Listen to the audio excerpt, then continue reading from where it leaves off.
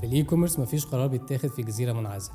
الماركتينج او الاوبريشنز والتكنولوجي والكوميرشال كلهم تروس في مكنه واحده، واي قرار غلط في حته بيسمع فورا في كفاءه وربحيه المنظومه كلها. رغم كده اغلب المحتوى اللي بنسمعه عن الاي كوميرس بيمسك الموضوع من زاويه واحده، كلام عن الماركتينج، الجروث هاكينج، الانفلونسرز، الافيليت، وارقام من غير سياق. عشان كده كان لازم يبقى فيه مساحه مختلفه للكلام ده. انا محمود الجمل، بقالي اكتر من 10 سنين شغال في قلب الاي كوميرس في مصر والمنطقه العربيه. اشتغلت في صناعات مختلفه ما بين الفاشون، الجروسري، الهوم ابلاينسز، وحتى الاوتوموتيف. شفت تحديات من جوه وعشت معارك الاونر شيب، قرارات بتتكسب وقرارات بندفع ثمنها كل يوم. هدفنا في البودكاست ده ان احنا نكون مساحه للناس اللي شغاله في قلب الاي كوميرس، ونحاول نسيب السطح وننزل للتفاصيل اللي مش دايما حد بيحب يقولها. ومش بنتعرض لنتائج، بنحلل طريقه الوصول للنتائج.